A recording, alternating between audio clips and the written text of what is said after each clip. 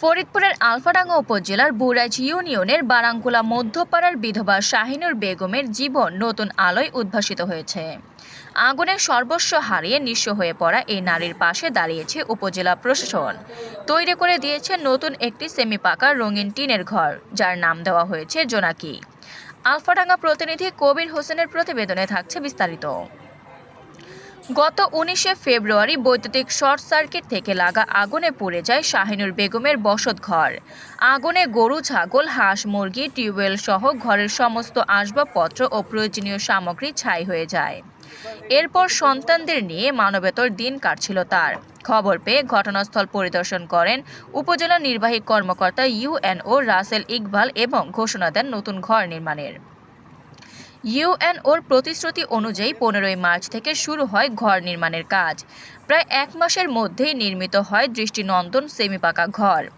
বুধবার ৩০শে এপ্রিল দুপুরে শাহিনুর বেগমের হাতে ঘরটির চাবি তুলে দেন ইউএনও রাসেল ইকবাল। উপজেলা প্রশাসনের পক্ষ থেকে দেওয়া হয় ফুলের শুভেচ্ছাও। এ সময় উপস্থিত ছিলেন উপজেলা সহকারী কমিশনার ভূমি এ.কে.এম. রায়হানুর রহমান, প্রকল্প বাস্তবায়ন কর্মকর্তা সাগর হোসেন শওকত, স্থানীয় ইউপি সদস্য সোহেল ফকির প্রমুখ। উপজেলা প্রকল্প বাস্তবায়ন অফিস সূত্রে জানা গেছে, দুর্যোগ ব্যবস্থাপনা অধিদপ্তরের অর্থায়নে ও উপজেলা ওয়ারিটিআর প্রথম ও দ্বিতীয় পর্যায়ে কর্মসূচির আওতায় প্রায় ২ লাখ টাকা ব্যয়ে ঘরটি নির্মাণ করা হয়। নতুন ঘর পেয়ে আবেগ আপ্লুত শাহিনুর বেগম বলেন, ১৯শে ফেব্রুয়ারির সেই রাতে সব হারিয়ে ফেলেছিলাম। সন্তানদের নিয়ে দিশেহারা হয়ে পড়ি। ইউএনও স্যার আমাদের কথা শুনে নিজ উদ্যোগে একটি ঘর করে দেওয়ার প্রতিশ্রুতি দিয়েছিলেন। আজ আমাদের নতুন ঠিকানা হয়েছে। স্যারের প্রতি আমরা সারা জীবন কৃতজ্ঞ থাকব। এ বিষয়ে ইউএনও রাসেল ইকবাল বলেন, শাহিনুরের ঘর পুড়ে যাওয়ার পর ছুটে গিয়ে দেখি কান্না আর আহাজারি।